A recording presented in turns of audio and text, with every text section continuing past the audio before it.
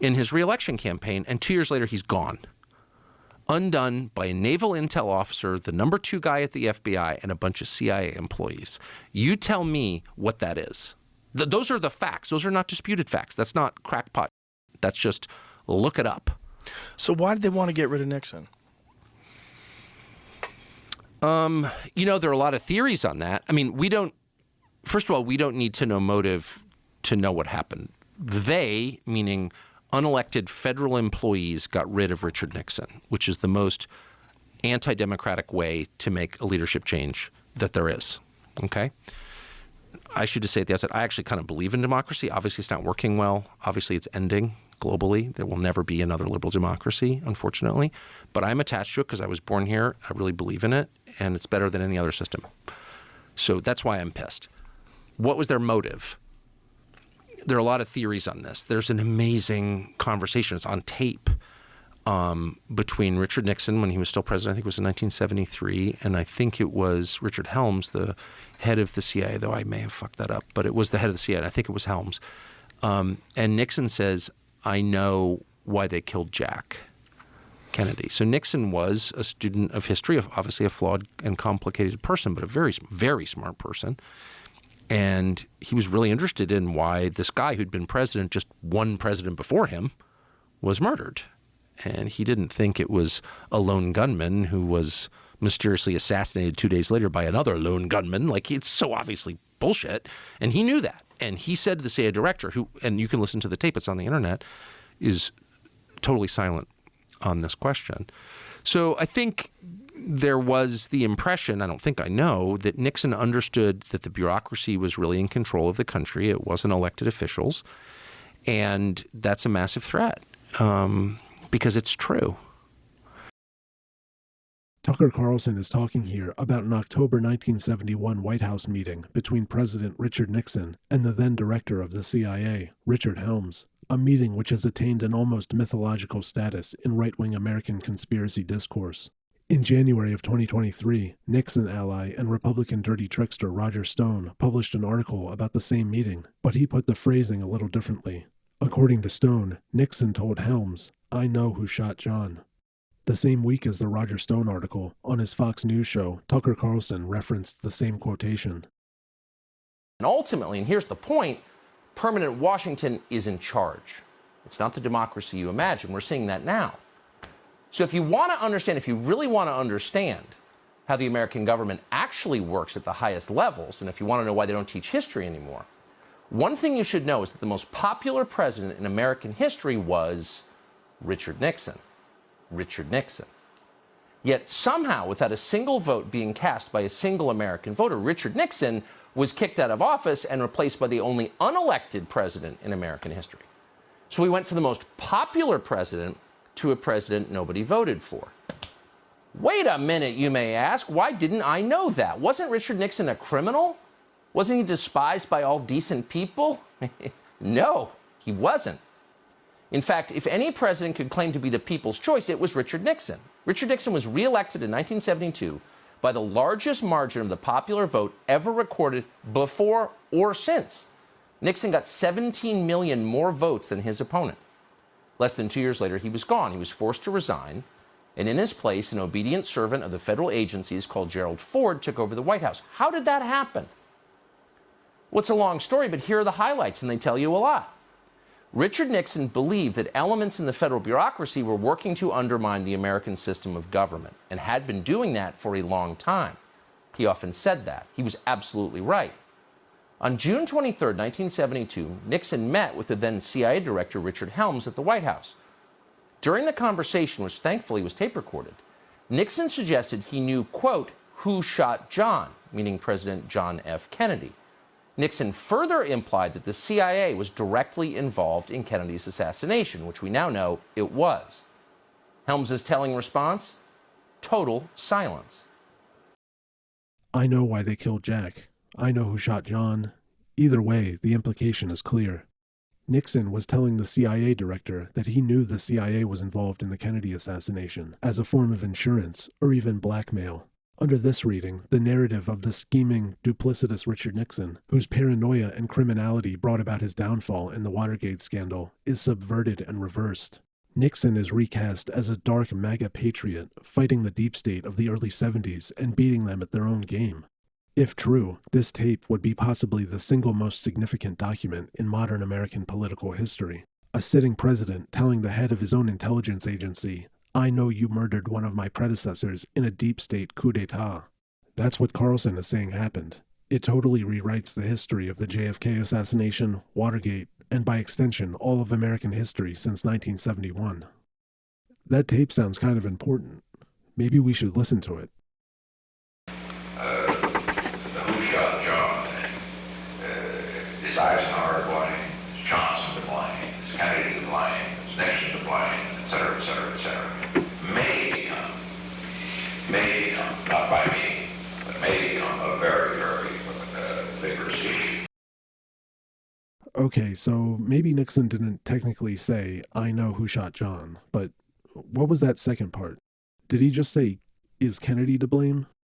If the who shot John angle was referring to the assassination of President Kennedy, then why did Nixon just list Kennedy among those who might be, quote, to blame? Was Nixon threatening to reveal that Kennedy assassinated himself? Clearly, we need more information. This quote about who shot John has been public knowledge since at least the year 2000, when the Nixon tapes covering the period of October 1971 were released by the National Archives. But the idea that Nixon was referring to the Kennedy assassination when he said "who shot John" can actually be traced to one guy in particular, the journalist and JFK assassination expert Jefferson Morley. Morley's been writing about the Who Shot John tape since at least 2012, but his most thorough treatment of the subject came in his 2022 book, Scorpion's Dance: The President, the Spymaster, and Watergate. To set the stage, it's 1971. Nixon has been president since 1969 and is already preparing for his next election in 72. The Democrats haven't picked a candidate yet, but Nixon expects he'll be facing the last remaining Kennedy brother, Ted Kennedy, as his Democratic opponent. The Nixon administration had been steadily drawing down the American military presence in Vietnam, and the Pentagon Papers had been released just months earlier, exposing the true scale of the disaster of the Vietnam War and the depth of the government's dishonesty in covering it up. With criticism mounting over Vietnam and the 72 presidential election looming, Nixon was setting up what Jefferson Morley called a frontal attack on the Kennedy legacy. In anticipation of facing Ted Kennedy as his election opponent, Nixon was desperately looking for ways to blame the disaster in Vietnam on Democrats in general and the Kennedys in particular. In a meeting with his top advisors just weeks before the meeting with Helms, Nixon articulated his campaign strategy for 72. Keep the origins of the Vietnam War front and center to focus the blame for the war on JFK and the Democrats. One of Nixon's White House plumbers, the former CIA agent and dirty tricks operative E. Howard Hunt, even set about forging diplomatic cables to make it look like Kennedy had refused to give asylum to South Vietnamese President Diem during the political crisis that led to Diem's assassination and the U.S. involvement in Vietnam. If they could make it look like Kennedy had bungled the important decisions at the start of the Vietnam conflict, Nixon thought, they could take some heat off of Nixon himself and make the war a liability for the Democratic presidential nominee. The forged cables were passed to reporters for Life magazine with Nixon's approval, and his closest advisors continued the search for more dirt on the Kennedys. And this brings us to that infamous meeting with CIA Director Richard Helms. This is how Jefferson Morley describes the situation leading up to the meeting in his book, Scorpion's Dance. Nixon ordered his top White House advisor, John Ehrlichman, to go to CIA headquarters at Langley, Virginia. Over breakfast with the CIA director, Richard Helms, Ehrlichman asked for CIA files on a host of controversial events: the 1958 landing of U.S. Marines in Lebanon, the 1961 assassination of Dominican dictator Rafael Trujillo, the Bay of Pigs, the 1962 Cuban Missile Crisis, and the death of Diem in 1963. Helms said he would look into it. When Ehrlichman followed up with a phone call, the silky director lamented that even he didn't have access to one of the Bay of Pigs reports. He expressed concern about who might see the files that the president wanted. He mentioned E. Howard Hunt by name, suggesting he couldn't be trusted with the agency's soiled linen. The impatient Nixon summoned Helms for a late morning meeting. Ehrlichman briefed him shortly before the director was scheduled to arrive. He wouldn't give me any of the DM stuff until he had an opportunity to talk with you, Ehrlichman complained. I said, well, nobody's going to see this stuff except the president, me, and... He said, well, this is incredibly dirty linen. He said, I just wouldn't feel comfortable about it without talking to the president first. Now on the other stuff, Ehrlichman went on, referring to the Bay of Pigs files. I asked for a lot of background material, a lot of nuts and bolts, cables, cable traffic, and internal memos. He didn't give me any of that. He gave me only summaries and post-mortems. What he gave me is useful stuff, but we've really got to have the internal stuff. The thing he wants to say to you is that, in all fairness to Kennedy, this stuff shouldn't be spread all over the newspapers. Maybe we should just get rid of Helms, Nixon groused. It'll have to come to that pretty soon. I was kind of mysterious with him about why you were doing all this, Ehrlichman said. Why do we want the Kennedy stuff? Nixon interjected. He murdered DM. That was the message Nixon was honing. He knew all about Hunt's handiwork with the forged cables, and he was pleased. Life magazine has their tongue out a mile, he bragged, to do a special issue on the cover about the assassination of DM. Supposing we get all the DM stuff, and supposing there's something we can really hang Teddy and the Kennedy clan with, I'm going to want to put that in political advisor Chuck Colson's hands, and we're going to want to run with it, he said. I think what you'll say to Helms is that you have to make the decision to declassify, and you have a perfect right. That's right. I'm the president. The CIA is not. At that moment, Richard Helms was ushered into the Oval Office. Remember, Nixon has just spent the last month looking for dirt on the long-dead JFK, and even forging it when the embarrassing material wasn't forthcoming. And minutes before his meeting with Helms, he's talking with his staff about how they need access to classified diplomatic and CIA files, specifically so they can find documents that'll make the Kennedys look bad. But listen to what Nixon tells Richard Helms. Let me come to this delicate point that you've been talking to John Ehrlichman about, Nixon started as Helms took a seat. John's been talking to me about it, and I know he talked to you about it. Maybe I can perhaps put it in a different perspective than John. You probably wondered what the hell this was all about. It was a matter of diplomacy, Nixon said. I just want to be sure that I'm fully aware of everything that we've ever dealt with Russians in the past. What they did and what we did. What was politics, what was not politics. For the purposes of my information, I need to know all that. To be clear, Nixon is lying here. He's telling Richard Helms that he only wants these sensitive diplomatic files so he can be better prepared for any future negotiations with the Soviets. The same files which, just minutes earlier, he was talking about using to, quote, hang Teddy and the Kennedy clan with. Morley continues. With the niceties out of the way, Nixon was ready to level. Now, to get to the dirty tricks part of it, I know what happened in Iran. Nixon is referring here to the 1953 coup d'etat in which the CIA overthrew the elected Prime Minister of Iran, Mohammad Mossadegh, and installed the Shah. I also know what happened in Guatemala, and I totally approve both. Here, Nixon is talking about the CIA-orchestrated Guatemalan coup of 1954, in which the democratically elected president of Guatemala, Jacobo Arbenz, was overthrown and replaced with the military junta. Nixon continued, I also know what happened with the planning of the Bay of Pigs under Eisenhower and totally approved of it. The problem was not the CIA. The problem was that your plan was not carried out. It was a goddamn good plan. If it had been backed up at the proper time, if he'd just flown a couple of planes over that damn place. He was talking about John F. Kennedy and the Bay of Pigs. My interest there is not the internal situation, the fight in the CIA. My interest there is solely to know the facts, and in the event things heat up, this becomes an issue. The problem with the whole Pentagon Papers issue, it impaired the whole security system of the United States. It whetted the appetite on every goddamn scandalmonger in town. Did he lie or want to know the truth about everything else that happened? What Johnson's thoughts were and why he bombed? Did he lie? We should have never lost the Chilean elections. Once we got to the point we did, we should have done something more effective than what we did do. Here, Nixon was talking about the election of Salvador Allende in Chile, whom Nixon had ordered the CIA to overthrow starting in 1970, a plan which wouldn't come to fruition until the 1973 coup by a CIA-backed group of officers, including Augusto Pinochet. Are you starting to see the irony in Tucker Carlson portraying Richard Nixon as someone who just wanted to save democracy from the CIA? Nixon continued, What I want What I want, Dick, regarding any understanding, regarding any information, I don't want any information that comes in from you on these delicate and sensitive subjects to go to anybody outside. This is my information, me and you. Ehrlichman will be my ears. I need it for a defensive reason, for a negotiation.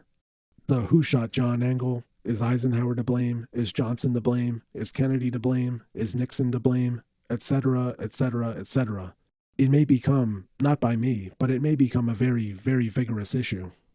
I need to know what's necessary to protect, frankly, the intelligence gathering and the dirty tricks department, and I will protect it. Hey, listen, I've done more than my share of lying to protect you, and I believe it's totally right to do it. This is how Jefferson Morley, the originator of the Who Shot John JFK assassination connection theory, characterizes the exchange we just heard. In the context of a demand for secret records of the Kennedy presidency, his invocation of the Who Shot John angle can only refer to one thing, the JFK assassination. The angle was the press coverage of the continuing controversy about Dallas. Nixon wanted to assure Helms he wouldn't raise the Who Shot John question, but if the JFK story again became a vigorous issue in the press, Nixon would protect the agency. There it is. Who shot John? As in John F. Kennedy. Nixon said it clear as day. Of course, this has to be a reference to the JFK assassination.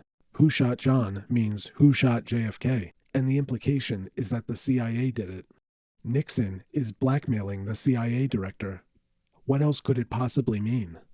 Well, here's the thing about that. It turns out who shot John is actually an idiom.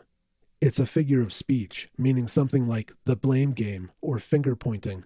And in fact, there are other instances in the public record of Richard Nixon using the phrase who shot John, where he's very clearly using it in this sense, meaning the blame game. There's even a New York Times article from 1986, many years before anyone ever heard the Who Shot John tape, titled On Language, Who Shot John, specifically about Nixon's use of this exact idiom. On Language was a series covering unique English expressions and turns of phrase from different parts of the United States and the world. This is what the article says. Quote, "Nobody really cares who shot John. That's because who shot John is inherently dismissive, always used in the sense of a question that the speaker is not about to answer because it involves loathsome finger-pointing unworthy of the fair-minded. When Marlin Fitzwater, press spokesman for Vice President George Bush, was asked about Bush's support for the president's policy to ship arms to Iran, he said, according to the Washington Post, that Bush doesn't want to discuss the process of who shot John in making the Iran decisions. Richard M. Nixon always liked the locution. In 1977, he told a reporter, Austin Scott, about the terrible personal pressures on former Attorney General John Mitchell, and concluded, "And so that's the human side of the story, which I know that you in the press, you can't be interested in that. You can only be interested in who shot John. Well, go ahead." John was a slang term for a student at the British military schools, which might account for the origin of the idiom. When Nixon said the who shot John angle, he was using the phrase idiomatically to mean the blame game angle, and he was talking about the secret CIA files Helms was there to deliver. The entire purpose of the meeting where the phrase who shot John was uttered. Nixon was saying he wasn't interested in using the files to play the blame game over Vietnam, the Bay of Pigs, or any of the foreign policy blunders detailed in the documents Helms was handing over. That's why Nixon was going to pains to say that he agreed with the CIA's actions, including their failures, like the Bay of Pigs. And that's also why he said, is Eisenhower to blame? Is Johnson to blame? Is Kennedy to blame? Is Nixon to blame? Right after saying who shot John. If Nixon had actually been talking about who shot John F. Kennedy, why was Eisenhower, who'd been out of government for years when JFK was assassinated in 1963, on the list of people who might be, quote, to blame? Why was Nixon on the list? And why wasn't the CIA? Nixon was asking his CIA director for classified raw intelligence on years-old foreign policy scandals, most of which happened to have occurred during JFK's tenure. Helms wasn't naive. He knew Nixon was looking for dirt on his enemies, and he'd even tried to withhold the documents after the first request because he saw through Nixon's flimsy pretext. And remember, Nixon had just had a meeting literally minutes before the exchange with Helms, where he and John Ehrlichman were strategizing about finding embarrassing information on the Kennedys to declassify and leak to the press. And here Nixon was, minutes later, telling Richard Helms not to worry about giving him access to the CIA's dirty linen because, quote, I don't want any information to go to anybody outside. Nixon wasn't blackmailing anyone. He was cynically telling Helms, don't worry, I'm not interested in playing the blame game. I'm not going through these old files looking for ways to blame the disasters in Vietnam or the Bay of Pigs on Kennedy. I just want to be prepared for negotiations with the Soviets. Maybe instead of assuming that Nixon randomly shoehorned a blackmail threat about the JFK assassination into the middle of a long soliloquy about how he's willing to lie for the CIA, and how he thinks the Dirty Tricks Department does such great work, maybe we should just accept that he was talking about the exact same thing as the sentences that came before and after it, namely, looking for dirt on the Kennedys while trying to convince Helms otherwise. But wait, I hear some of you saying, what about the whole Bay of Pigs thing? This is another piece of mythology that's become an article of faith among some conspiracy theorists. And once again, it's traceable to exactly one original source, the 1978 book The Ends of Power by Nixon's former chief of staff, H.R. Haldeman, and a co-writer, Joseph Dimona. One section of the book describes how Haldeman supposedly came to believe that, in conversations with CIA Director Richard Helms, Nixon had used the phrase, the Bay of Pigs thing, as a coded reference to the JFK assassination. According to the book, Haldeman saw Helms explode with anger when a reference was made to the whole Bay of Pigs thing, and he eventually concluded that Nixon was using the phrase as a coded threat of blackmail over the CIA's connections to the JFK assassination. This is how H.R. Haldeman and Joseph Dimona put it in their book, The Ends of Power, which is written as a first-person narrative from Haldeman's perspective. We had failed in our one previous attempt to obtain CIA cooperation in the Watergate cover-up, and now, in Ehrlichman's office on June 23, 1972, the CIA was stonewalling me again. Not connected, no way. Then I played Nixon's trump card. The president asked me to tell you this entire affair may be connected to the Bay of Pigs, and if it comes up, the Bay of Pigs may be blown. Turmoil in the room. Helms gripping the arms of his chair, leaning forward and shouting, the Bay of Pigs had nothing to do with this. I have no concern about the Bay of Pigs. Silence. I just sat there. I was absolutely shocked by Helms' violent reaction. Again I wondered, what was such dynamite in the Bay of Pigs story? Finally I said, I'm just following my instructions, Dick. This is what the president told me to relay to you. Helms was sitting back. All right, he said, but the atmosphere had changed. I went back to see the president and told him his strategy had worked. I had told Helms that the Watergate investigation tracks back to the Bay of Pigs, so at that point, he said, we'll be very happy to be helpful. Years later, former CBS correspondent Dan Shore called me. He was seeking information concerning the FBI investigation Nixon had mounted against him in August 1971. Shore later sent me his fascinating book, Clearing the Air. In it, I was interested to find that evidence he had gleaned while investigating the CIA finally cleared up for me the mystery of the Bay of Pigs connection in those dealings between Nixon and Helms. It's intriguing when I put Shore's facts together with mine. It seems that in all those Nixon references to the Bay of Pigs, he was actually referring to the Kennedy assassination. According to Shore, as an outgrowth of the Bay of Pigs, the CIA made several attempts on Fidel Castro's life. The deputy director of plans at the CIA at the time was a man named Richard Helms. Unfortunately, Castro knew of the assassination attempts all the time. On September 7, 1963, a few months before John Kennedy was assassinated, Castro made a speech in which he was quoted, "Let Kennedy and his brother Robert take care of themselves, since they too can be victims of an attempt which will cause their death." After Kennedy was killed, the CIA launched a fantastic cover-up. Many of the facts about Oswald unavoidably pointed to a Cuban connection. Oswald had been arrested in New Orleans in August 1963 while distributing pro-Castro pamphlets. On a New Orleans radio program, he extolled Cuba and defended Castro. Less than 2 months before the assassination, Oswald visited the Cuban consulate in Mexico City and tried to obtain a visa. It's possible that Nixon learned something about the earlier CIA cover-up by Helms. And when Nixon said, "It's likely to blow the whole Bay of Pigs," he might have been reminding Helms, not so gently, of the cover-up of the CIA assassination attempts on the hero of the Bay of Pigs, Fidel Castro, a CIA operation that may have triggered the Kennedy tragedy and which Helms desperately wanted to hide.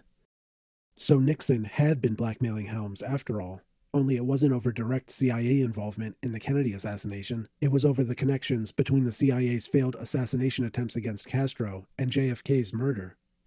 Except there's a problem with this story too. In the early 90s, H.R. Houdeman was diagnosed with terminal stomach cancer. In October of 93, just a month before he died, the journalist Chris Matthews interviewed Houdeman at his home. This is Matthews' account of that meeting. Though I'd never met him before and came from the opposite political background, my host was incredibly generous, sitting with me for an enormous amount of time discussing Watergate and the cover-up, certainly not his favorite topics. I was particularly interested in the theory advanced in The Ends of Power, that Nixon's cover-up was actually an attempt to hide Watergate behind the CIA's bodyguard of lies surrounding the Castro assassination attempts. Houdeman disappointed me. When I asked about the theory advanced in the 1978 book that the whole Bay of Pigs thing was Nixon code for something else, Houdeman cut me off cold. "That's what I have to disclaim," he said. "That's Joe DeMona's theory of what went on." It was, as I said, a disappointing answer. I'd been intrigued by the theory advanced in The Ends of Power. Intriguing or not, it was not Houdeman's theory. I asked him what he thought Nixon did mean by the whole Bay of Pigs thing in that June 23 conversation. "I don't have any idea," he said. "That was a mystery to me." So when the one actual witness who is constantly cited in conspiracy discourse to prove that the whole Bay of Pigs thing was actually a secret code word for the JFK assassination was actually asked about the theory, he explicitly disclaimed the interpretation presented in The Ends of Power and said it was his co-author's idea. And Houdeman was literally a month away from dying at the time he said this. So if anything, you'd expect him to be more honest about the past, not less. This whole Bay of Pigs thing theory has been contaminating discussions of the JFK assassination for literally 45 years, and it turns out it was almost certainly just something H.R. Houdeman's co-author made up to sell books in 1978. Anyone familiar with the recent push to rewrite Nixon's legacy as a valiant struggle against the deep state must realize that these two elements, Who Shot John and the whole Bay of Pigs thing, are not superfluous parts of the story. They're the load-bearing walls holding up the entire edifice. If Who Shot John is just an idiom, and the Bay of Pigs thing is just the Bay of Pigs, then the whole narrative of Nixon's secret struggle against the CIA as it tries to coup him like it did Kennedy is suddenly very light on corroborating evidence. Now, this is not to say that deep politics and the deep state were not implicated in Nixon's downfall. Mark Felt, the man behind the Deep Throat pseudonym who was feeding Woodward and Bernstein information, was a career FBI executive, and if a senior member of another country's domestic intelligence agency took out their head of state by anonymously leaking information to that country's media, the American political establishment would probably call that a coup d'etat. And there are still critically important questions at the center of Watergate that have yet to be answered. What were the burglars looking for in the first place? What was the motive behind the burglary? And where did burglar Eugenio Martinez get the key in his pocket, and what lock did it open? But these are separate from the question of Nixon blackmailing the CIA. You may like Richard Nixon. You may think he was treated unfairly with Watergate and his resignation. But trying to recast Nixon as a covert opponent of the CIA, secretly seeding the historical record with hidden clues about the struggle, is an ideological enterprise, not an objective one. If the goal is to tell an interesting story about secret conspiracies, then Nixon secretly blackmailing the CIA is a compelling narrative. But if the goal is truth, then conspiracy discourse is going to have to move on from Who Shot John and the whole Bay of Pigs thing. So, and there may have been other reasons too that I'm not privy to. Look, and by the way, I didn't even know any of this, despite having moved to Washington in high school and been around this stuff a lot. I didn't know any of that. And I know Bob Woodward personally. And I know Carl Bernstein personally. I even worked for Carl Bernstein briefly. So I knew some of the actual players in this, but I didn't connect the obvious dots because they weren't framed that way. That's the point I'm making. It's the way that you frame things. You can have all the information available on Wikipedia, which is also controlled by the intel agencies, but there's still information on there. The information can be out there in the public domain. It's a matter of seeing it for what it is, right? Yeah.